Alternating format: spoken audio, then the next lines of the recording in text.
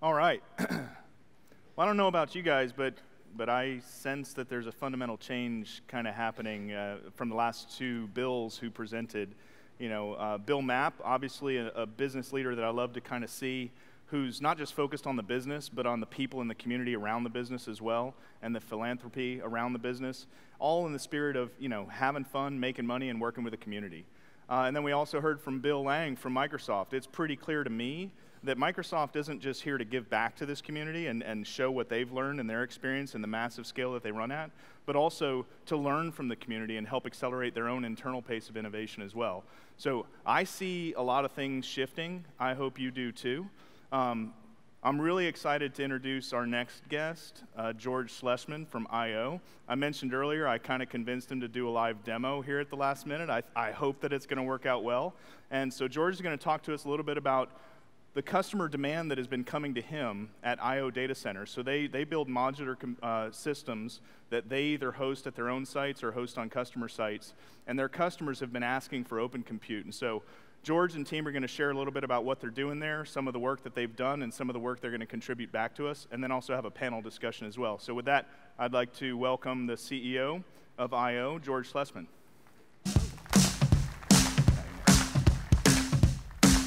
It's always the energy and the excitement of getting to spend time with Frank inspired me to get my starter kit going. So next year, hopefully it'll be a little bit further out. In a couple of years, I'll be able to actually compare. The other thing Frank did for me today also thus far is he convinced me to do a demo on my iPhone live in front of the group. So we'll hopefully that goes well. If not, I'm going to blame it on AT&T, right? Because that's LT, I think, is Greek for it doesn't work when you need it, right? The third thing is he already swore in front of the crowd, which I'm famous for, so I'm going to feel good if anything starts flying here. So let's see if we can get this demo to work.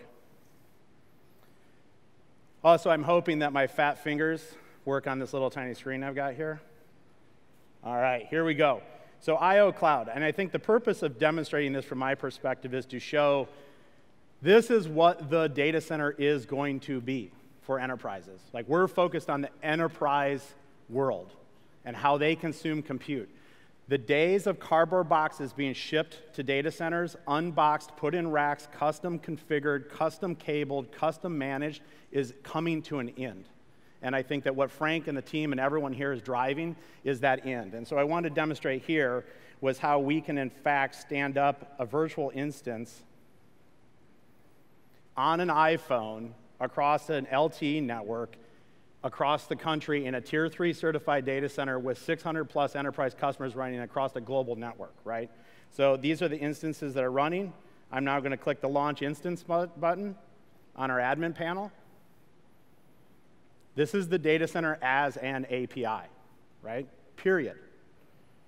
We're going to pick the region, US West 1A, which is my sandbox they've created for me.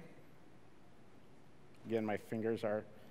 We're going to name this instance. I'm just going to call it G, because I actually skipped a step here, so it's going to kick me back because I didn't pick the image. I'm going to pick the size of the instance. I'm going to say, give me a medium-sized server. I'm going to say, select this from a boot image. Again, this is live, OpenStack sitting on top of Open Compute in a Tier 3 data center inside of our reference architecture in Phoenix, Arizona. I'm going to select an instance. So let's go with, since we had Microsoft here, let's go ahead and select a Microsoft product. We'll click Launch.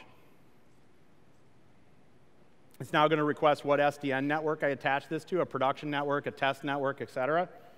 I'm going to go here and put it on a production on-prem network. I'm going to click Launch. And it's going to spawn that server on Open Compute as we sit here. There's G right there. Successfully launched. Spawning. That's what the world of compute deployment is going to be. Period.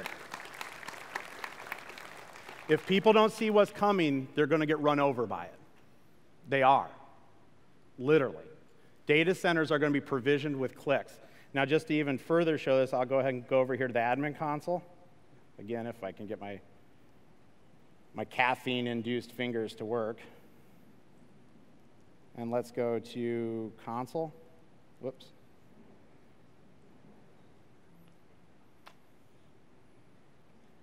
It's got a little over-aggressive here.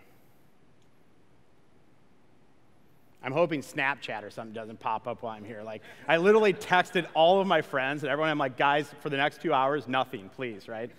Not to mention we've got my compliance teams here, my general counsel. Like, I'm seriously, this could be a career-ending moment, or career, well, let me restate this, a career-defining moment, as it were.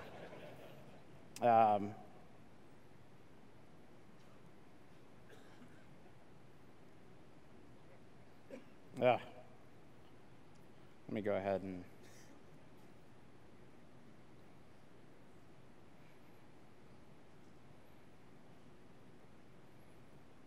make it a little bigger. I apologize, the iPhone form factor is less than perfect. All right, here we go. Let's see if it launches a console.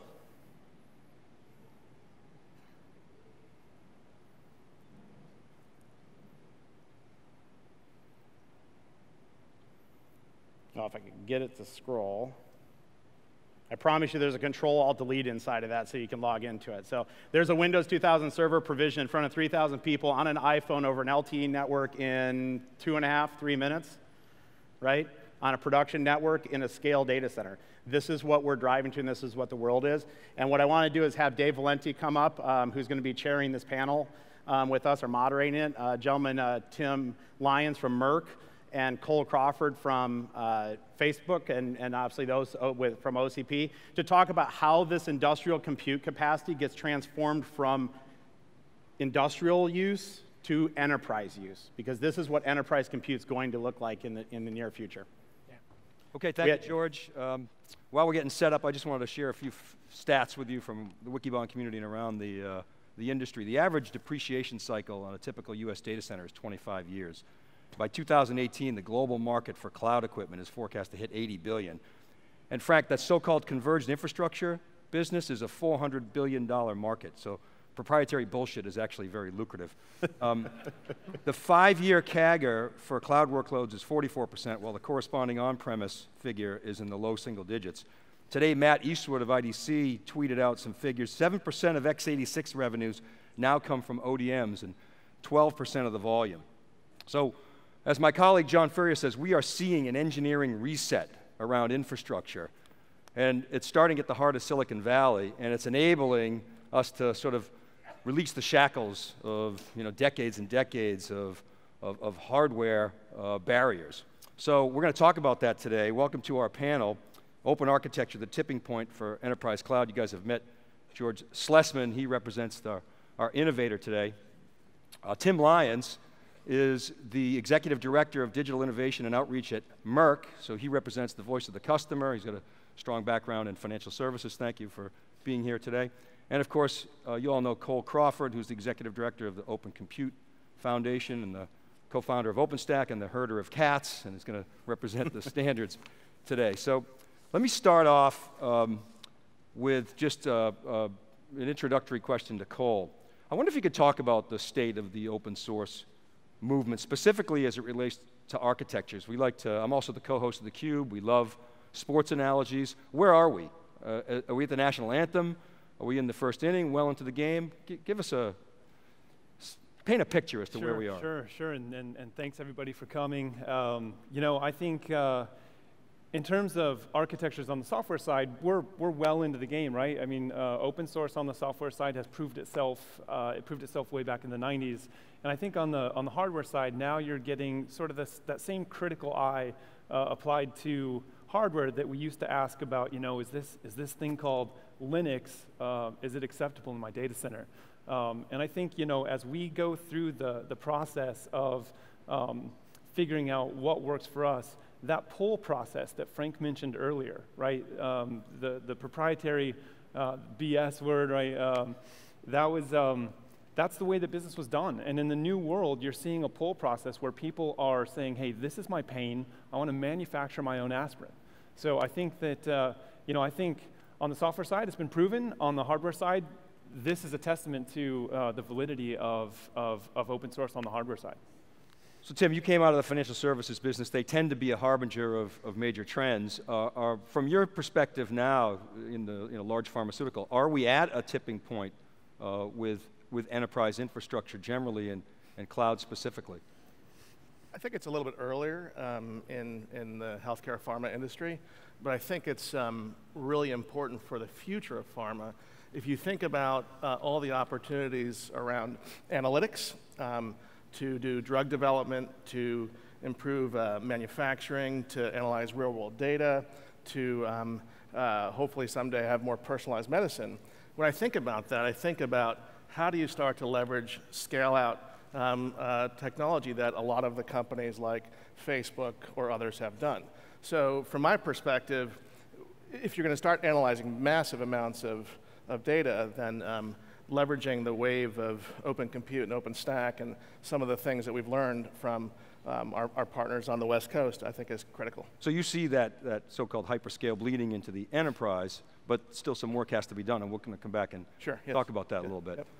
So George, you've been pretty outspoken about the current model. You don't seem to like it very much. I don't think my customers like it. So what's wrong with it? Why is it broken? And I think unfortunately or fortunately, it's a dollar issue, right? So what's happened is the compute necessity in the large enterprise space, and we're fortunate to do business with some of the largest consumers of IT in the world on the enterprise side of the world, so the large financial services, pharma, healthcare, energy, right? These folks are looking up every day and have to deliver more compute capacity at a lower operating cost every single day.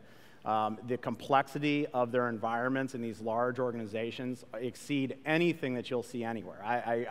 And I think, and then contrapositively to it, when you really dig into, I think, the data, which we as an organization attempt to make all of our decisions around, the data tells you that this infrastructure is woefully underutilized, right? That these silos of capacity that are created, despite the compression driven through technologies like virtualization and other things like this, if you look at the entire stack, you're talking about full utilization rates of the total asset base in the teens, and that's when it's good, right?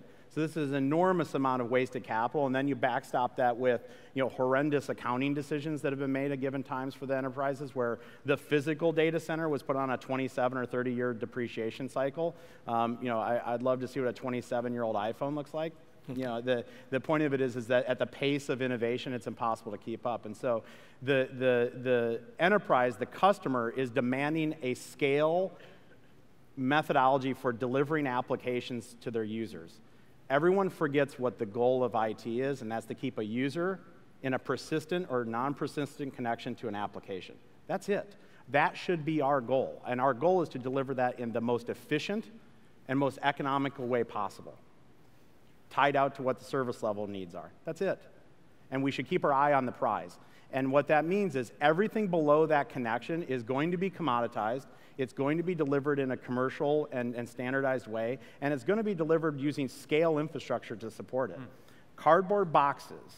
I have this picture with a slash through it, which is a stack of cardboard boxes with a bunch of brands of our legacy friends on it, and with cables and everything hanging out of it, with a red X through it. Because the point of it is the era of the cardboard box stack, in our view, is coming to an end. The era of large-scale service and technology providers shipping the problems of IT to their customers is over. The customer wants to buy that connection, and that's what they're going to get. And the reason we're where we're at in our technology platform is because we listen to folks like Tim and others, and I know Don Duett from Goldman Sachs is here, who's been inspirational to our product set and what we're doing, and others. We're building this for our customers. This is not an experiment, right? It's not a lab project. So Tim, is that sort of an accurate reflection of what it is you're looking for? And if so, if you're doing all this non-differentiated heavy lifting today, you're spending a fair amount of money doing that, both in your current industry and if you think about your experience in previous industries, what are you going to do with that extra resource? What challenges does that bring? Do you have to retrain those guys? And how do you get from where you are today to where you're going? Well, I have one perspective, which is you kind of have an existing infrastructure that you're running well on some of the existing technology base, and that's important to most businesses, whether you're running your supply chain, your SAP implementations or whatnot. It's very critical. That infrastructure is very, very critical. So I'm more focused on thinking through how do we leverage these new models to go after new analytics models, as I discussed earlier. Again, I think a lot of the healthcare industry is going to have to leverage a lot more massive computing cycles to do so. And so I think in many ways we're positioned in a way to leverage this tipping point very effectively so that we're not going into the future in the old model that George really loves. So you're saying this data-driven meme is actually becoming real in your organization. Yeah. So I wanted to go to Cole and ask you, what gives you confidence that an open ecosystem can pull this off and deliver on George's vision and what Tim's looking for? Yeah, I mean, I think it was Gartner recently, they did a study and they said, the best companies out there are employing people to look outside of their walls to innovate. No one company is going to control all of the greatest minds in an industry. So when you get these movements, these open movements where everybody's collaborating out in the open and we're working together, you find that pace of innovation happening much more quickly. You look at how Linux had grown and how OpenStack has grown and how we're growing, you see year over year massive percentage increases in terms of people supporting those causes. So again, I think the fact that we've got as many people as we've registered this year showing up to learn more about open compute and see that pace of innovation, as Tim said, it's not about just data, it's about relevant data. And I saw a number published recently, 100 zettabytes a year are going to be collected in China alone with the Internet of Things over the next 10 years. So in terms of finding that data and getting to the relevant data that matters to your corporation, I think the only way you're going to be able to do that is through an open ecosystem. So Tim, a lot of the executives we talk to in the Wikibon community, I get the feeling they just want to outsource the whole thing. How much, but from a practitioner standpoint, it's not necessarily feasible. How do you make that decision? How much do you want to own, and how do you make that decision as to how much you want to outsource?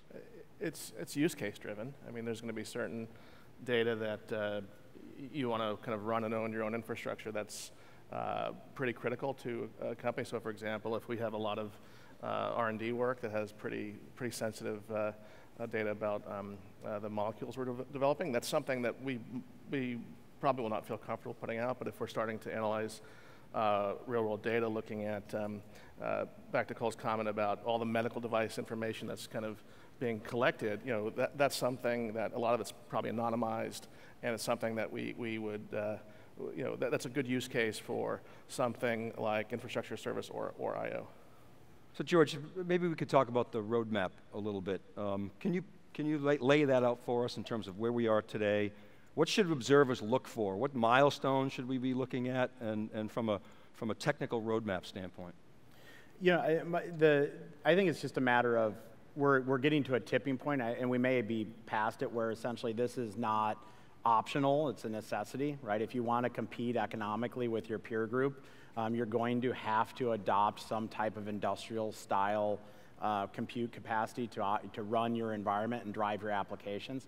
I'm a huge believer that the data center should be an application level decision. I think that'll be the next big mile marker. If you think about the data center today, and when I say the data center, I'm really speaking of capital D, capital C, the data center, from space, power, cooling, all the way up through to the platform services or even the applications. It needs to go from an enterprise level decision, which it is today, one data center fits all. And again, I'm speaking about our customer set, our influential group, which is the scale enterprise.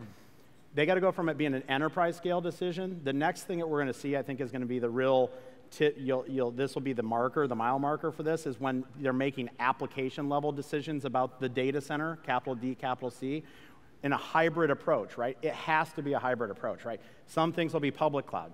Absolutely, workloads, Tim and I were talking about this before. There's certain workloads that make perfect sense to go into an Amazon or go into an Azure or go into any of these internet-facing public clouds. There's going to have to be something in the middle, right, that's going to be able to meet the compliance and security and complexity that these enterprises run under. I think that out here on the West Coast, we often get the luxury of running without a lot of regulators. I mean, we think we have regulation, but working with our Fiserv customers, it's monumentally complex.